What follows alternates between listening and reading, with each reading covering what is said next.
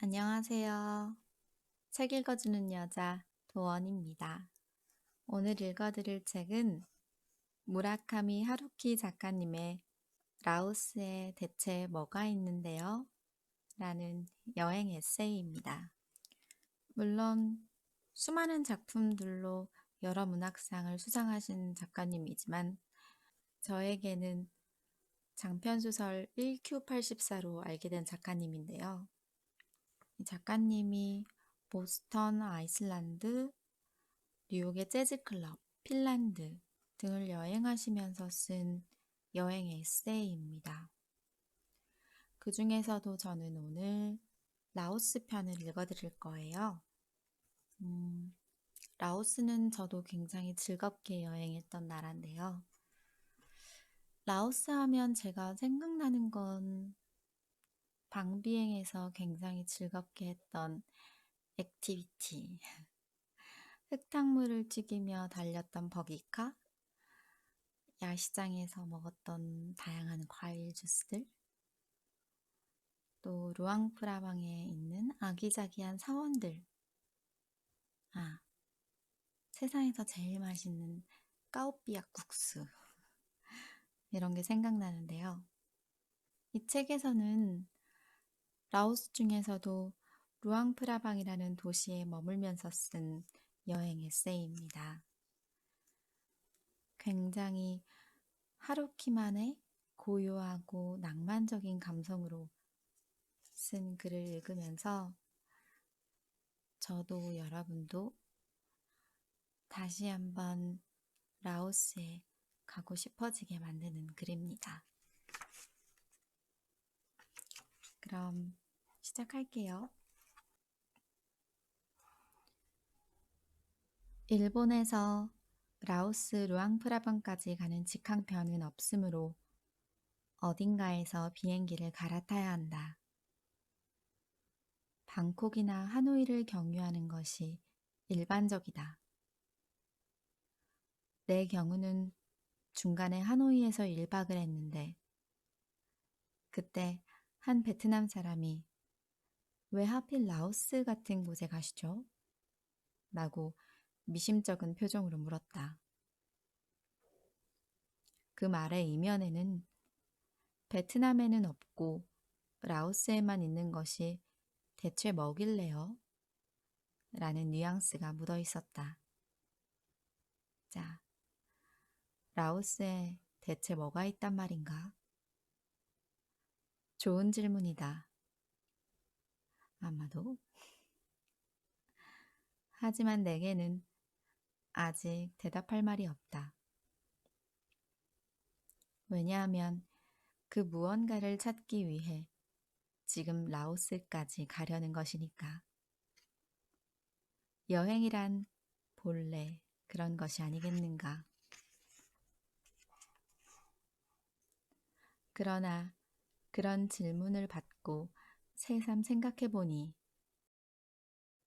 내가 라오스라는 나라에 대해 아는 것이 거의 없다는 사실을 깨달았다. 지금껏 라오스에 이렇다 할 흥미를 가진 적도 없었다.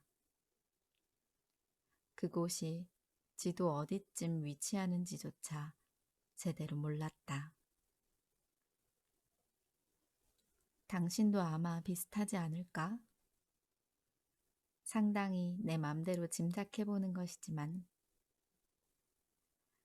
위키피디아적인 몇 가지 사실.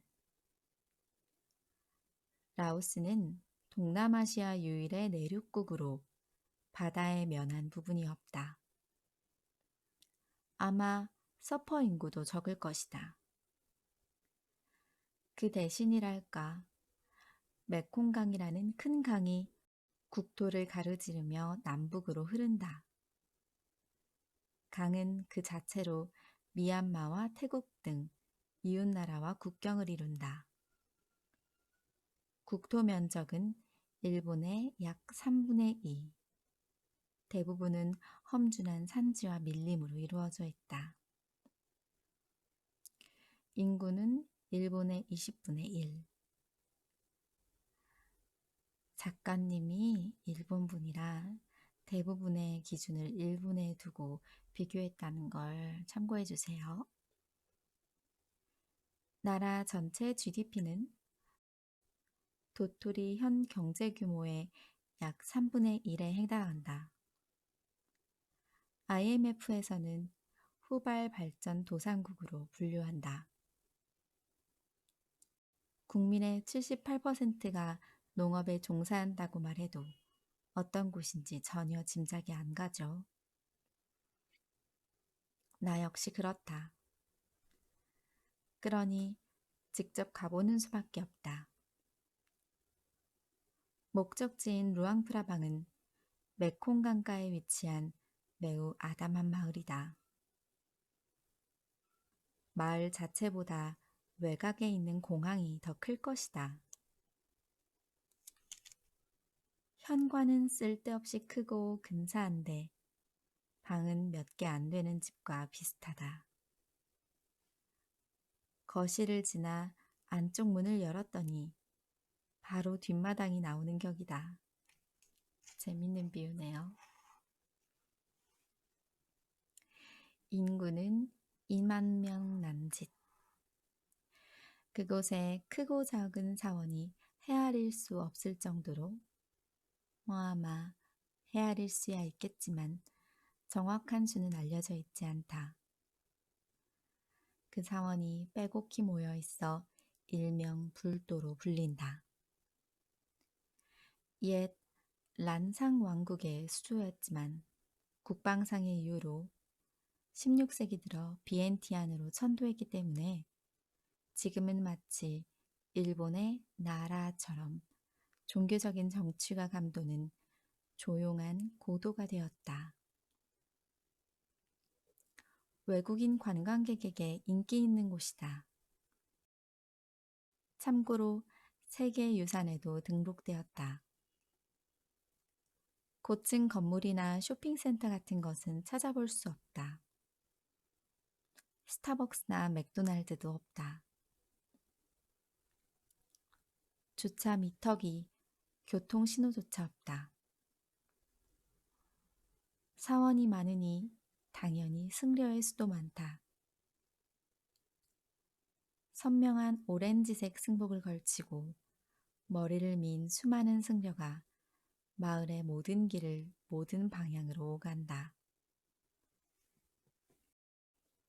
그들은 맨발로 아주 조용하게 걷고 한없이 온화한 미소를 머금고 나지막한 목소리로 얘기를 나눈다. 승복의 오렌지색과 허리에 두른 노란색 띠가 산뜻한 조화를 이룬다. 승려들은 보통 강렬한 햇볕을 막기 위해 양산을 쓰고 다니는데 안타깝게도 지극히 평범한 검은색 박쥐우산이 대부분이다. 내 생각에는 누군가가 이를테면 어느 NPO나 해외 원조기관이 승복색과 맞춘 근사한 오렌지색 혹은 허리띠에 맞춘 노란색 우산을 그들에게 만들어줘야 하는 게 아닌가 싶다. 그러면 색채의 통일감이 한층 두드러지고 루앙프라방의 풍경도 지금보다 훨씬 인상적일 것이다. 또한 승려들의 정체성도 굳건해지지 않을까? 야쿠르트 스왈로스의 열성팬이 초록색 우산을 들고 씩씩하게 진구 구장을 향하는 것처럼. 아니면 너무 완벽한 컬러 코디네이션은 소박한 신앙심과 근본적으로 어울리지 않는 것일까? 별거 아닌 문제인데도 한번 생각하기 시작하니 루앙프라방에 머무는 내내 우산색이 머릿속을 떠나지 않았다. 그만큼 거리를 오가는 승려가 많다는 뜻이기도 하지만 루앙프라방은 독실한 불교 국가인 라오스 안에서도 특히 신앙심이 돈독한 곳이다. 매일 새벽 5시쯤 승려들이 탁발에 나선다. 사람들은 대나무를 엮어 만든 팁카오라고 하는 밥통에 카우냐오라고 하는 찹쌀밥을 담아가서 길가에 앉아 승려들에게 차례차례 시주한다. 일반인은 탁발하는 승려들보다 높은 위치에 있어서는 안 되며 눈을 마주쳐서도 안 된다. 예를 들어 중말을 타고 시주하는 것은 당치도 않다. 길가에 반듯하게 앉아 공손히 바쳐야 한다. 그것이 중요한 예의다. 이윽고 맨발의 승려들이 사원 단위로 줄지어 끝도 없이 다가온다. 앞서 말했듯이 루앙프라방에는 매우 많은 사원이 있고 한 사원에 평균 20명에서 30명가량의 승려가 소속되어 있다. 행리열 맨 앞에 높은 지위의 승려가 서고 가끔 영리한 개가 앞장설 때도 있다. 맨 뒤에서는 초등학교 저학년 나이쯤 되는 동자승이 따른다. 그들은 시종 침묵을 지킨다. 쓸데없는 말은 일절하지 않는다. 모든 것이 고요하다. 어제 다루비슈의 피칭 정말 대단하지 않았어? 라며 호들갑 떠는 승려도 없고 아이폰으로 메시지를 확인하는 승려도 없다. 탁발 때만은 모두 장난 아니게 진지하다. 당연히 시주하는 쪽도 진지해야 한다. 이곳 사람들은 이른 아침부터 카오냐오를 준비해 승려들이 줄지어 다가오기를 조용히 기다린다. 그런 의식을 매일 빠짐없이 이어가기란 제법 수고스러운 일일 텐데. 루앙프라방에서는 사람들이 영위하는 일상의 자연스러운 일부다. 라오스는 일단 사회주의 국가를 표방하고 있지만 민간의 이런 불교 신앙은 국가 시스템을 초월한 곳에서 뿌리 깊고 담담하게 메콩강의 흐름이 끊이지 않는 것처럼 변함없이 기능하고 있다. 나 역시 이것도 다 경험이니까 하는 생각에 아직 어두운 새벽길가에 앉아 승려들에게 찹쌀밥을 시주해 보았다. 거의 흉내에 가까운 수준이었지만 그래도 직접 해보고 나니 그곳에 존재하는 토착의 힘 같은 것을, 그 진정성을 신비로울 정도로 강렬하고 생생하게 느낄 수 있었다. 종교인들이 종종 설령 피상적으로 흉내만 낼지라도 계속 실천하다 보면 언젠가 진짜가 된다는 말을 하는데 아닌 게 아니라 정말로 그런 면이 있는지도 모르겠다. 어쨌거나 이곳은 도쿄도 미나토구에서 한참 떨어진 장소다. 당연한 말이지만 여러분도 혹시 루앙프라방에 올 일이 생기면 꼭 일찍 일어나 탁발 체험을 해보기 바랍니다. 직접 땅바닥에 앉아 스님들에게 카오냐오를 시주하다 보면 의식의 힘이라 할지 그 장소의 힘이라 할지 예상을 뛰어넘는 그 무언가를 느낄 수 있을 겁니다.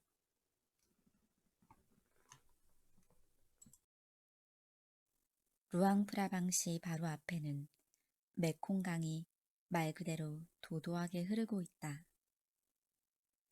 루앙프라방은 오랜 역사 동안 메콩강에 힘입어 성장하고 번영해온 지역이다. 이 장대한 강은 라오스 국토를 세로로 꿰뚫고 흐르며 토지를 비옥하게 만들고 풍부한 수산물을 제공하고 중요한 교통수단이 되어준다. 그러나 결코 평화롭고 온화한 강이라고는 할 수 없다.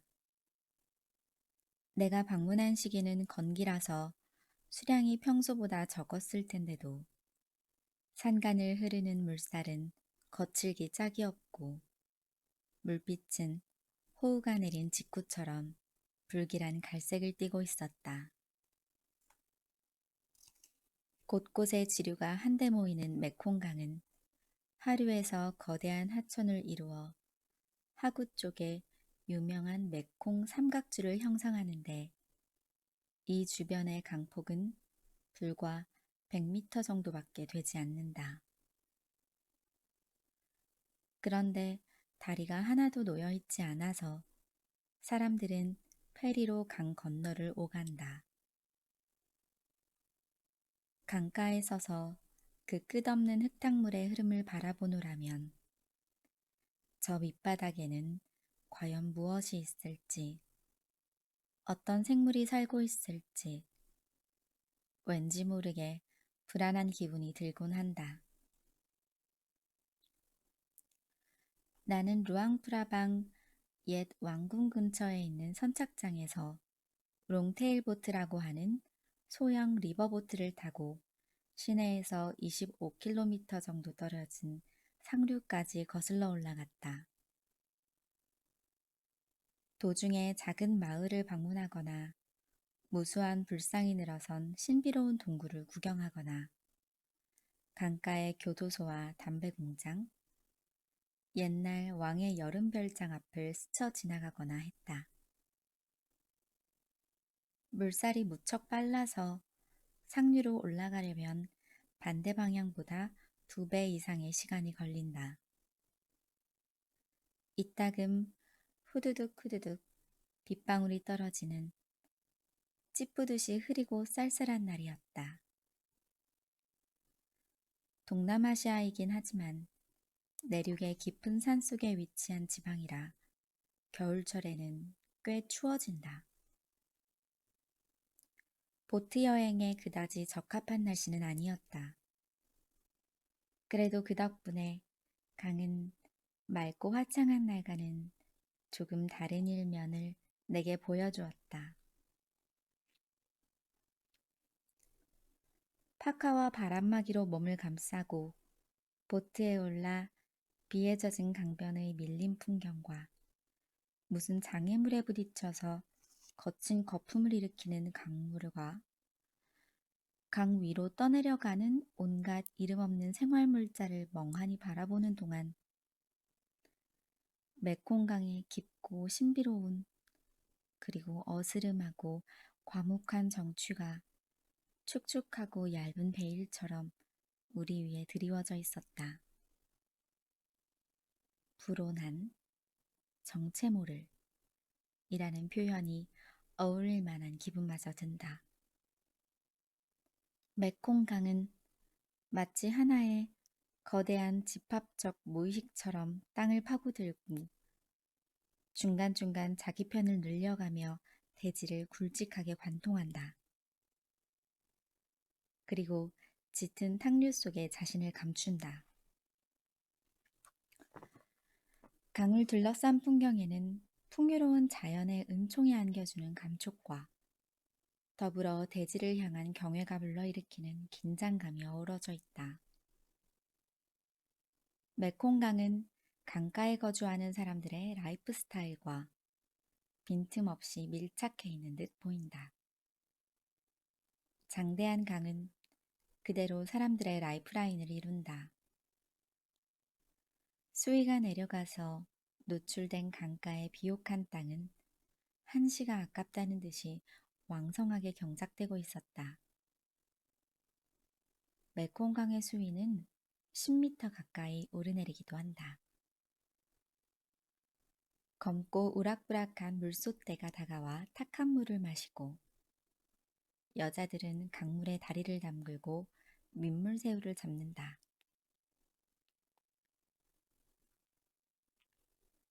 여기저기 정박한 보트 안에서 생활하는 가족도 있었다. 밧줄에 널어놓은 빨래가 소리 없이 내리는 가랑비에 젖어들었다. 주변의 울창한 숲속에서 사냥하는 사람들도 보인다. 개들이 짖고 닭들은 힘차게 우러젖힌다. 농부로 보이는 몸짓 작은 노부부가 탄 아주 작은 보트가 우리와 엇갈려 지나간다.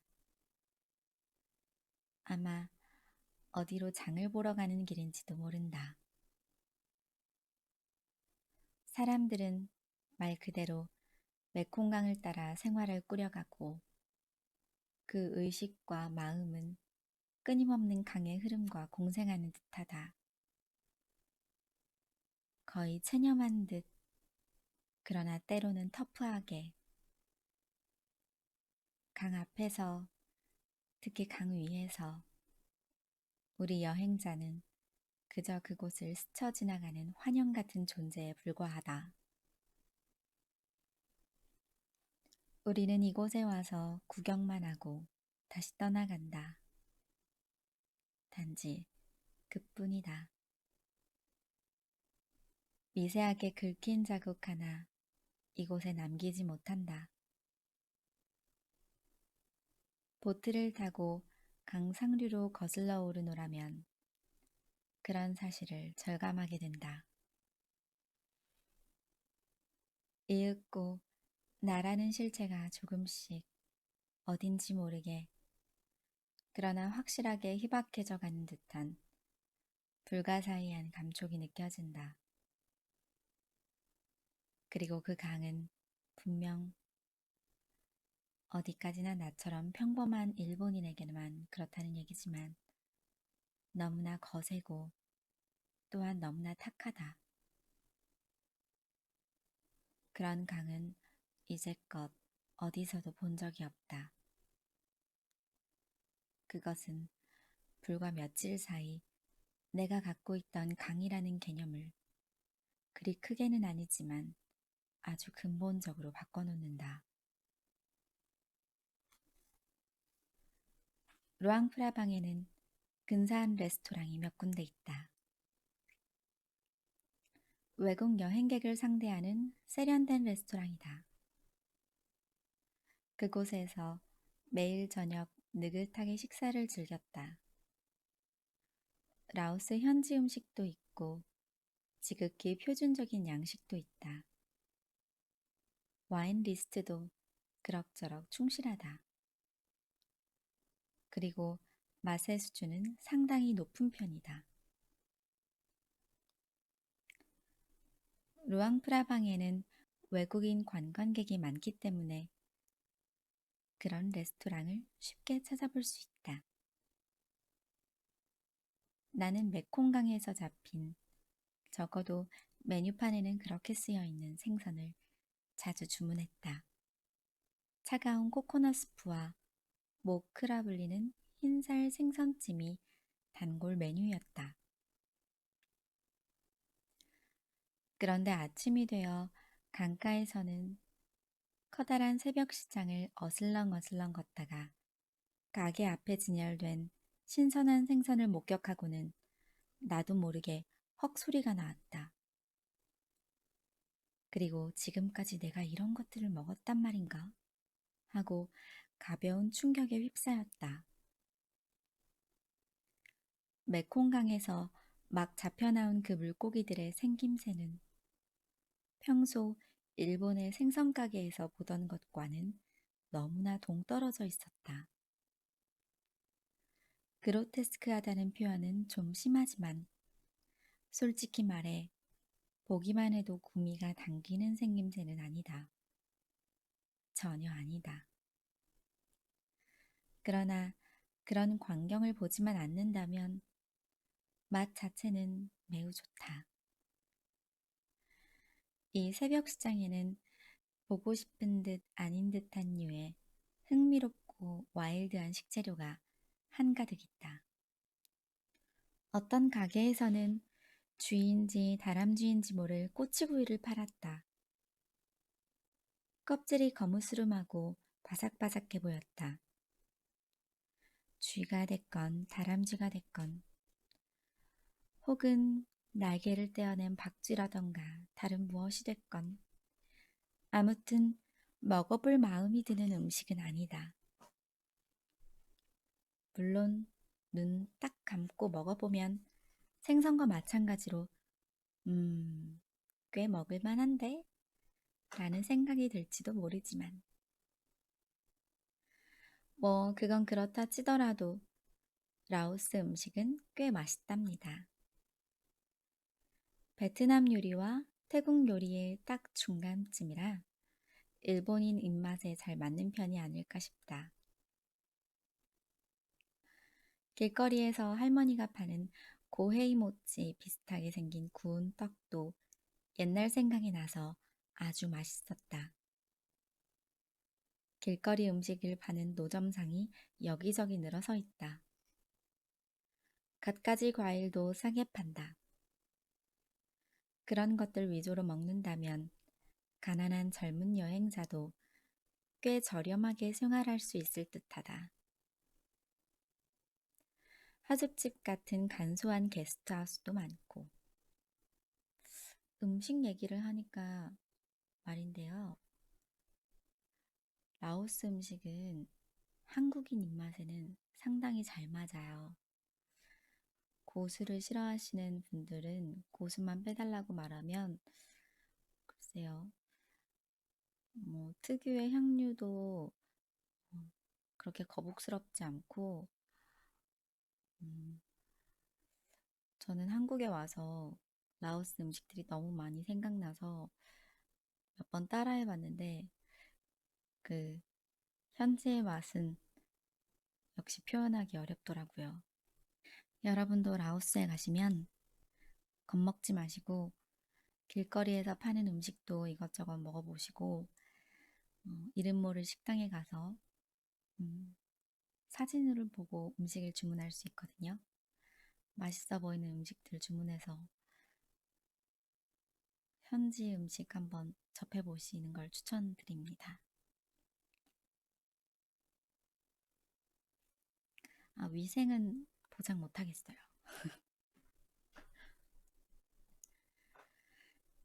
그런데 나는 이번에 일 때문에 간 것이라 죄송하게도 아만타카라는 엄청나게 호화로운 리조트 호텔에 묵게 되었다.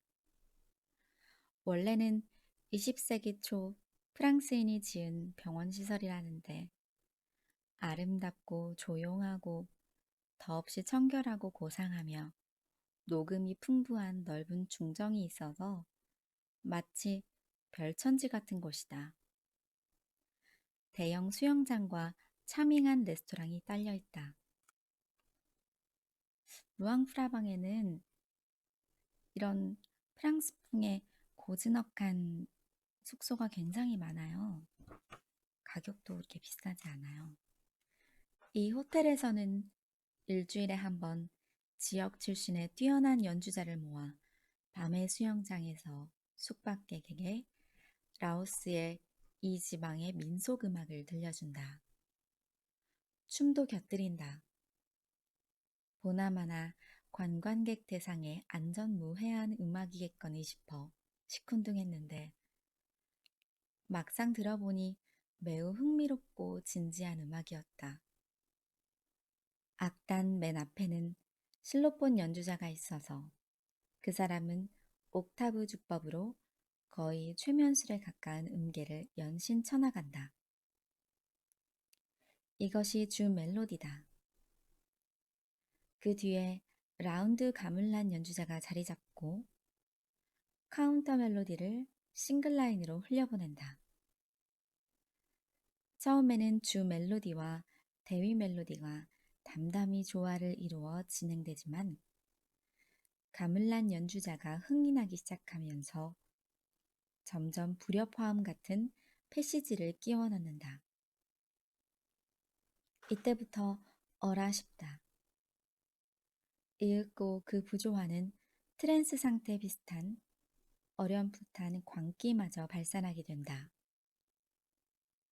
멜로디 라인이 기분 내키는 대로 난폭하고 도발적으로 진행되는 것 같지만 잘 들어보면 그 저변은 전체적으로 확실하게 주 멜로디를 따라가고 있다.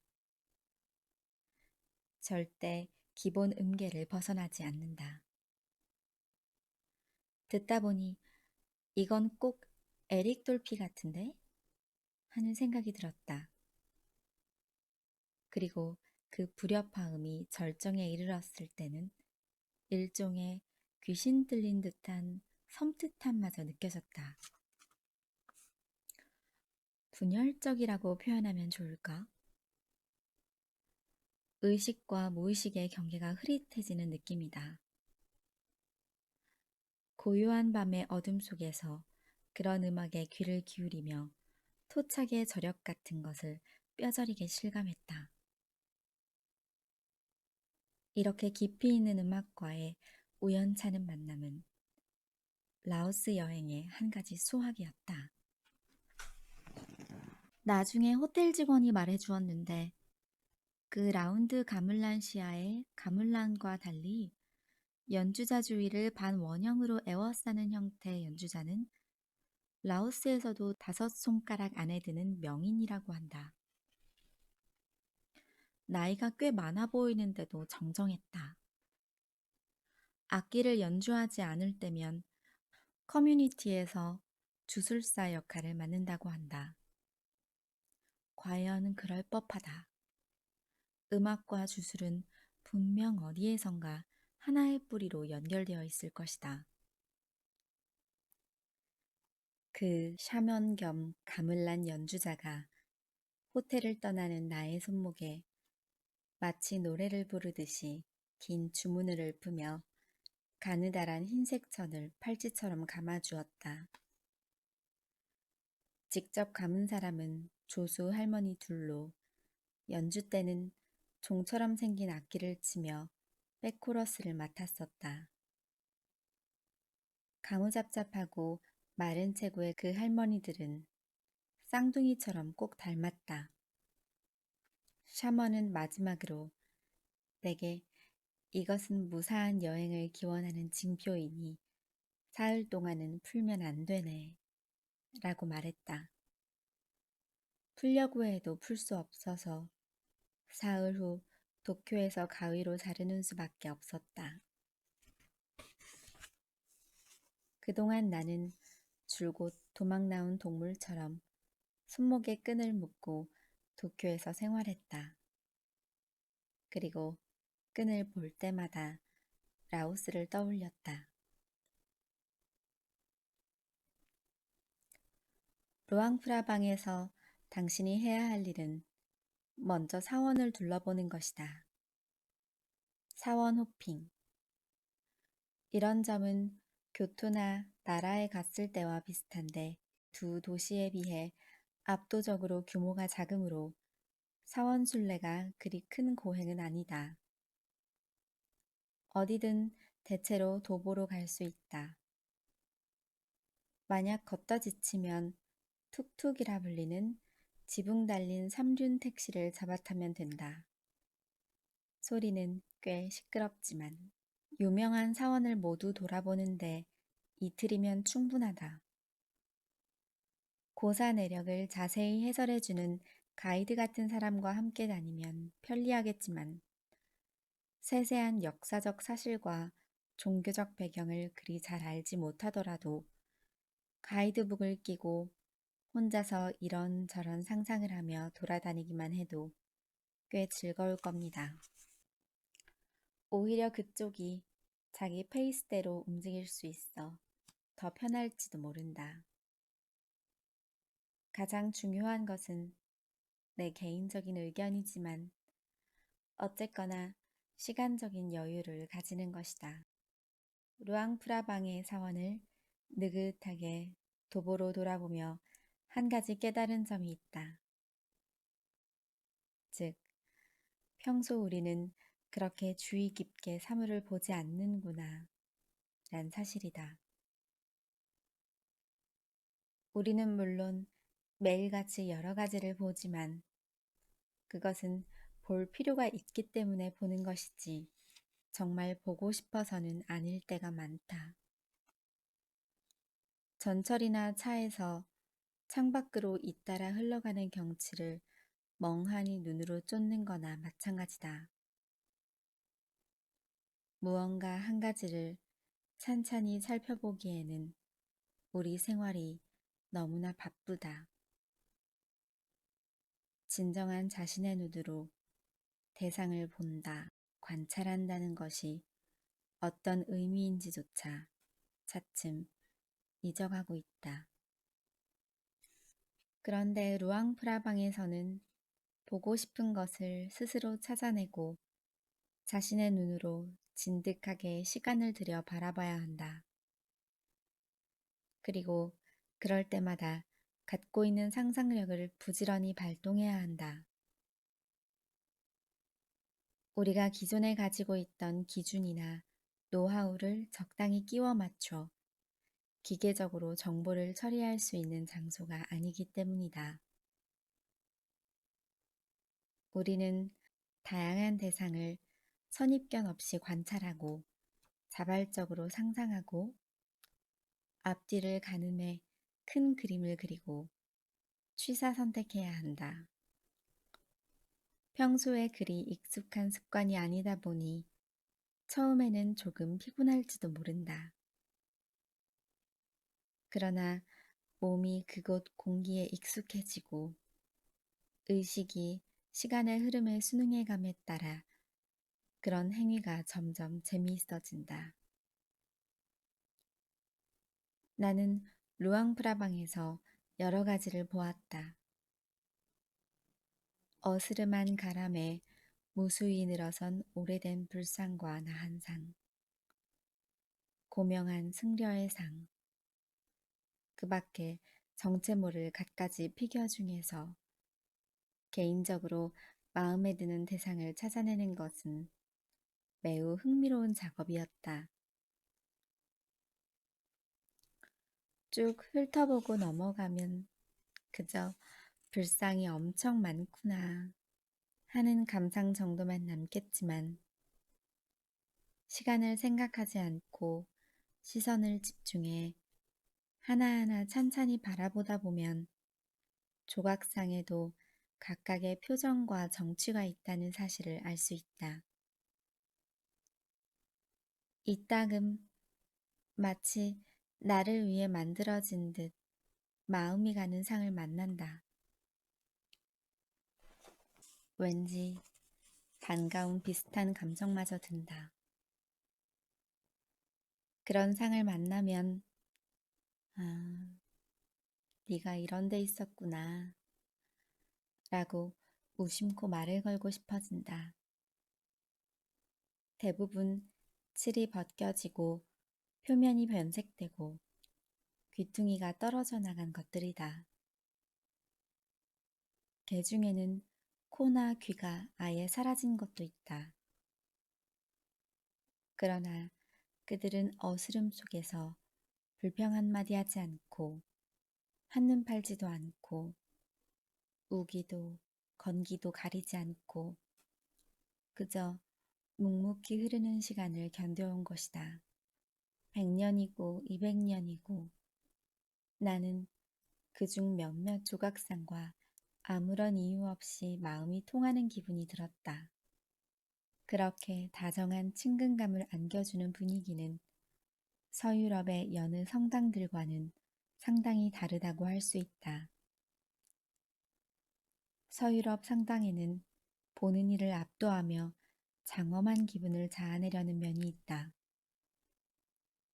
물론 그것도 그것대로 멋지지만 라오스 사원에서는 위에서 내려오는 압도적인 힘 같은 것이 엿보이지 않는다.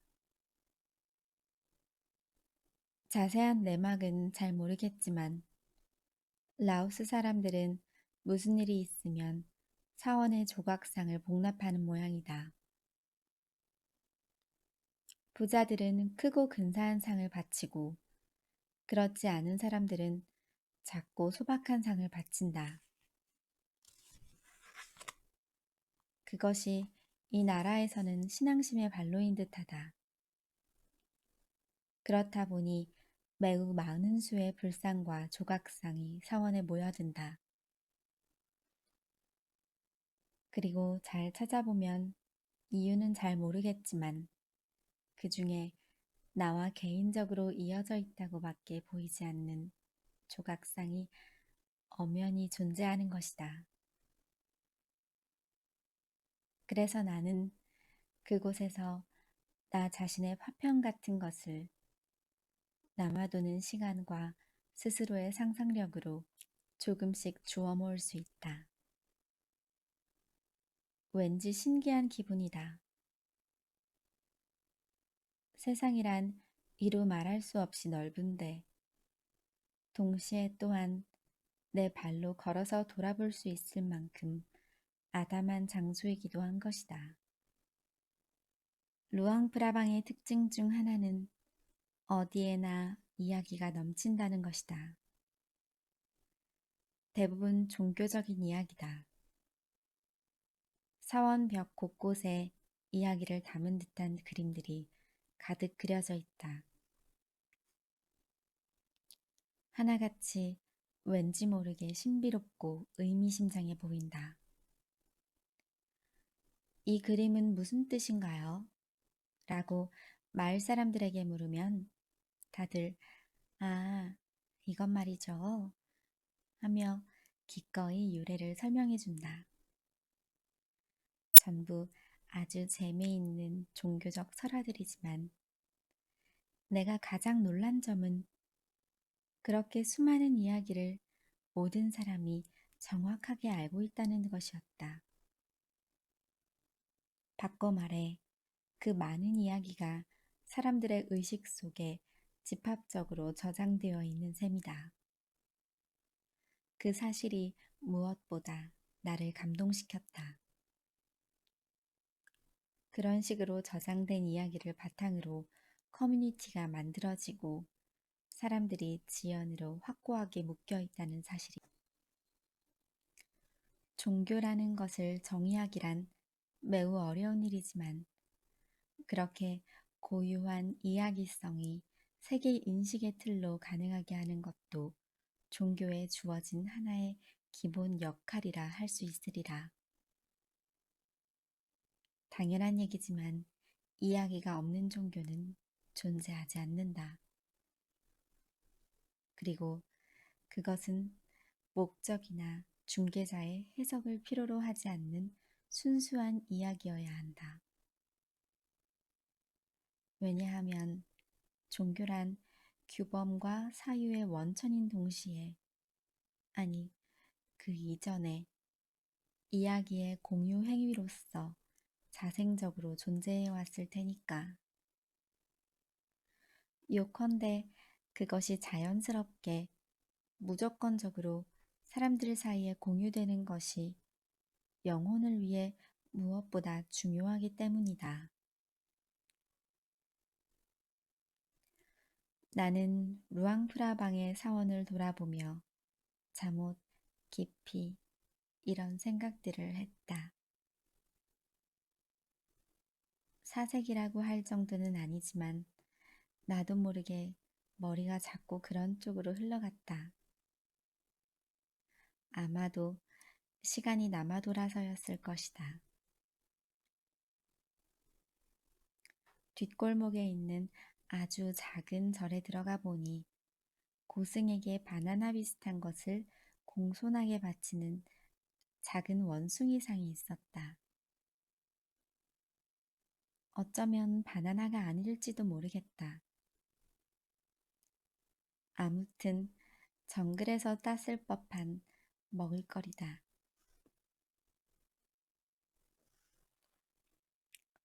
원숭이상이 워낙 드문 데다 매우 애교스럽고 귀여운 생김새라 마을 사람에게 이건 무슨 이야기인가요? 하고 물어봤다. 그가 들려준 이야기에 따르면 이 고승은 밀림 속에서 엄격한 단식 수행을 하고 덕분에 깨달음을 얻어 성인의 경지에 다다르기 직전이었다. 그런데 그 모습을 본 원숭이가 이렇게 훌륭하신 스님이 굶주리다니 안타깝다며 심히 동정해서 바나나를 들고 다가가 스님, 이걸 드세요.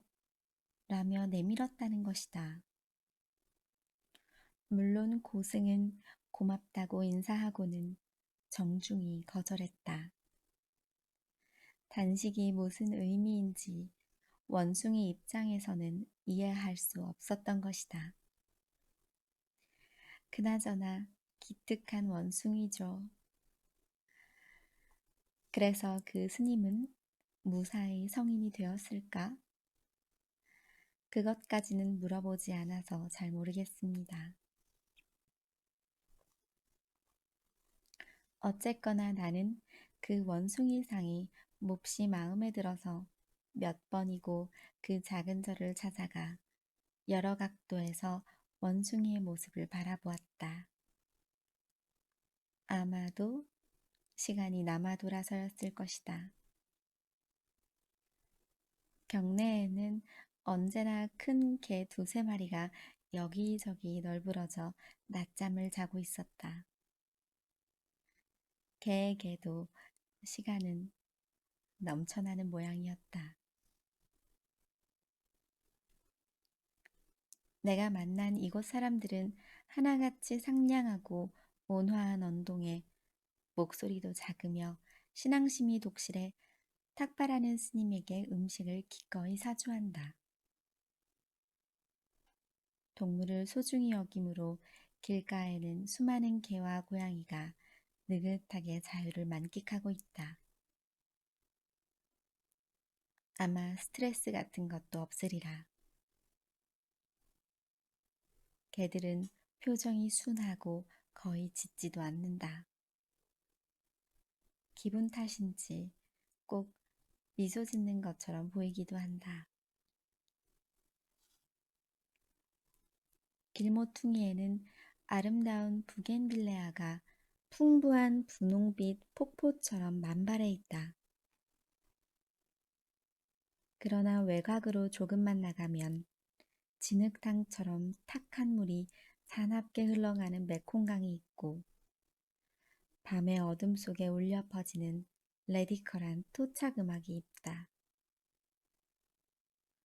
검은 원숭이들이 밀림을 점령하고 강물 속에는 우리가 본 적도 없는 희한한 물고기가 우글우글 숨어 있다.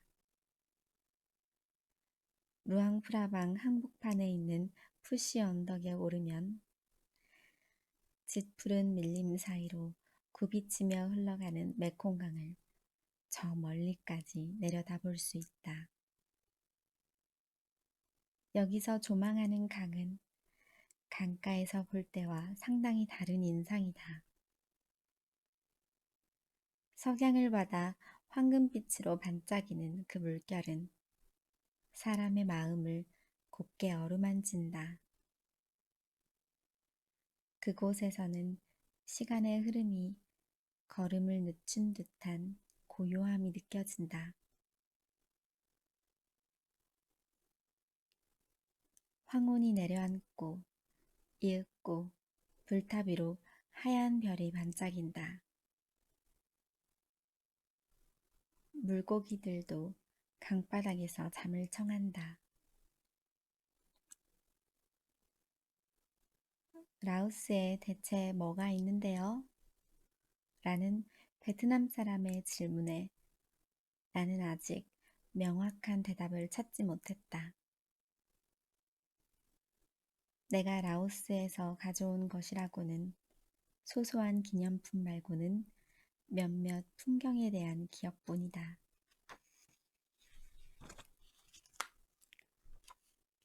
그러나 그 풍경에는 냄새가 있고 소리가 있고 감촉이 있다. 그곳에는 특별한 빛이 있고 특별한 바람이 분다. 무언가를 말하는 누군가의 목소리가 귓가에 남아있다. 그때 떨리던 마음이 기억난다.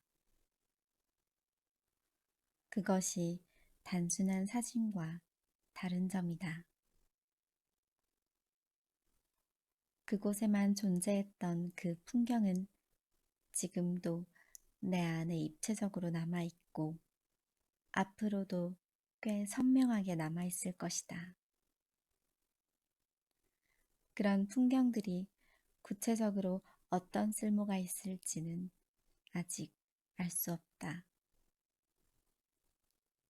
결국은 대단한 역할을 하지 못한 채 한낱 추억으로 사라져 버릴지도 모른다. 그러나 원래 여행이란 그런 것이 아닐까? 인생이란 그런 것이 아닐까?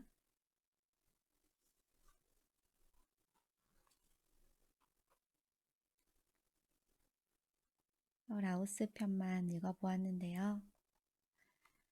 마치 제가 루앙프라방 한복판에서 사원 속의 불상을 직접 보며 느끼고 힐링하는 듯한 마음이 드는 글이었습니다. 읽고 나니까 한 번 더 조금 오래 시간적 여유를 두고 방문해보고 싶네요. 라오스에 대체 뭐가 있는데요? 무라카미 하루키의 책이었습니다. 루앙프라방에 다시 한번 가고 싶게끔 만들어주는 그런 글이었습니다. 편안한 독서 되셨다면 좋겠습니다. 다음에 봬요. 좋은 밤 되세요.